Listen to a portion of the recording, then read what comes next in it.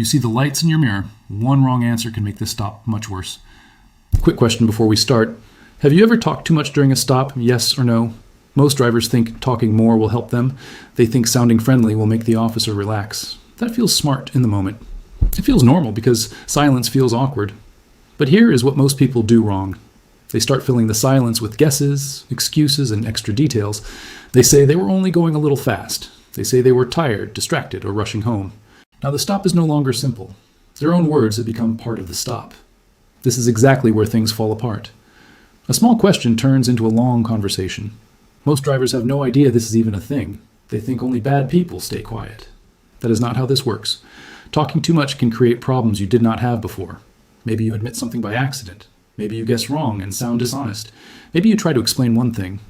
Then the officer asks about 5 more things. Now your stress goes up fast. Your voice changes. Your memory gets messy.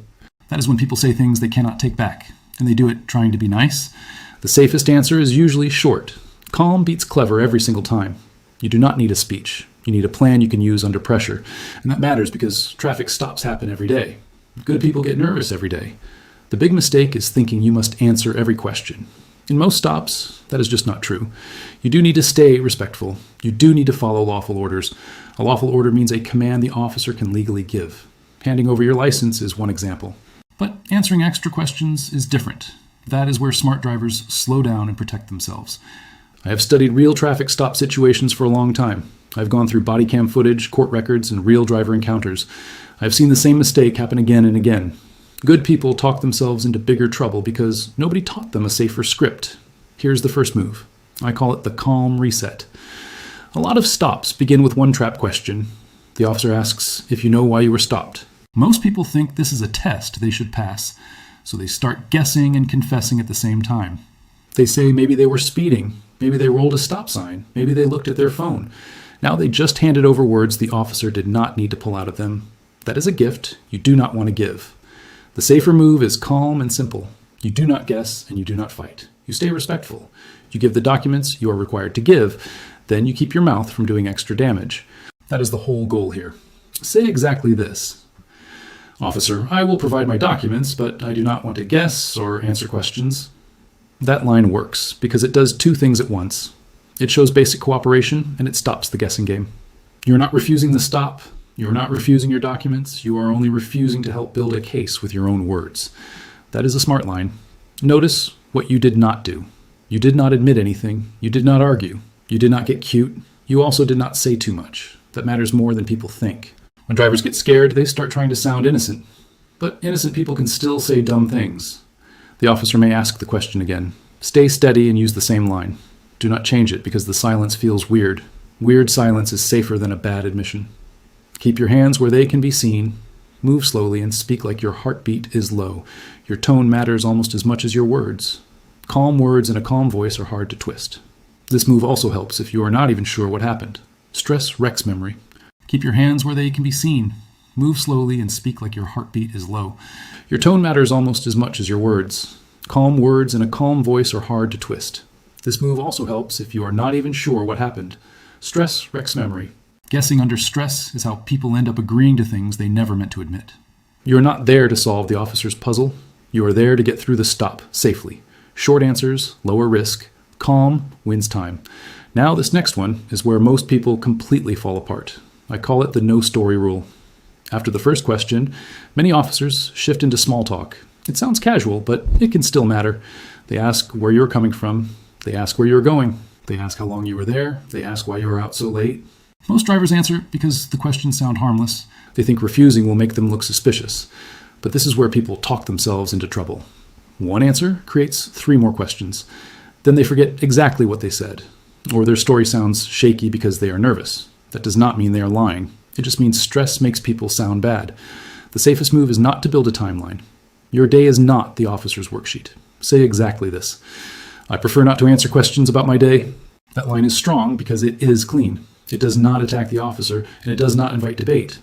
You're not saying the officer is wrong. You are saying you choose not to discuss your day. That choice matters. It keeps you from giving details that can be checked, twisted, or misunderstood.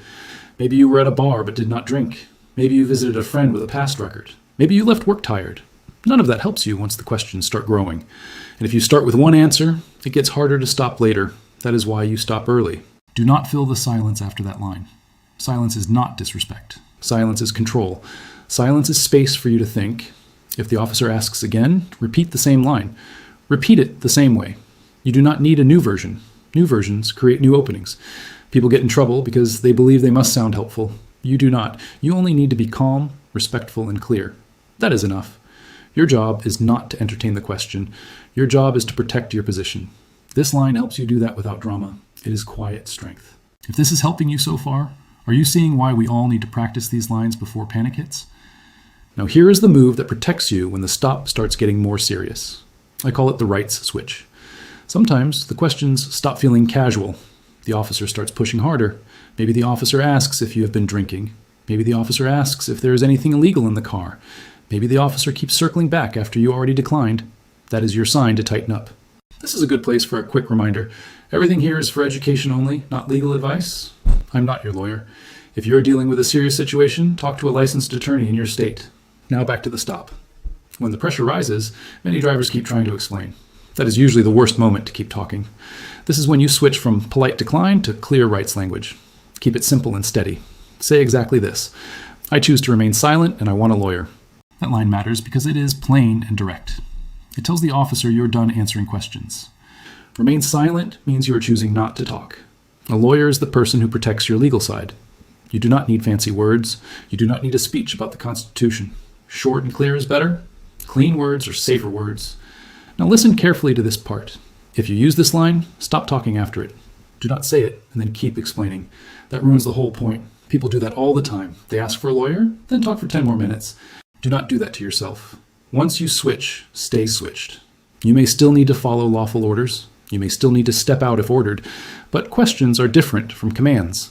A question is asking for information. A command is telling you to do something. Learn that difference and your stress drops fast. This line is not magic. It does not end the stop on the spot. What it does is stop you from digging deeper with your own mouth. That is huge. When the stop turns serious, fewer words mean fewer problems. That is real protection. You do not need to win the moment. You need to survive it smart. Now let me give you the phrase that many drivers forget until it is too late. I call this one the search stopper. A lot of people think they have to say yes to a search request. They do not. The officer may ask in a calm voice. That calm voice can fool you. It may sound like a small favor. It is not a small favor. If you say yes, you have opened a new door. A simple traffic stop can grow fast after that. Maybe there's nothing in the car. Even then, a search can still create stress, delay, and risk. Cars are messy. Friends leave things behind. Old items get forgotten. You do not need that gamble. You need a clean answer. Say exactly this. I do not consent to any searches. That line works because it is clear and direct. There is no confusion inside it. Consent means permission.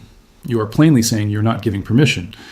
This matters because people often give consent by trying to sound nice. They say, I guess that is fine. They say, I do not mind.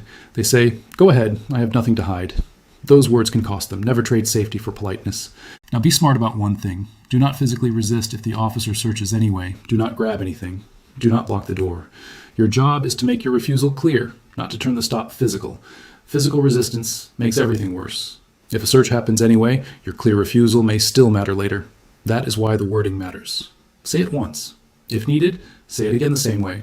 No anger, no long speech, no debate on the roadside. This line is not about being difficult. It is about not volunteering risk. A calm refusal is still a refusal. That is power. Before we hit the last move, think fast. Is there someone you love who needs this today? Here is the final move, and it is the one that closes the stop without handing over more words.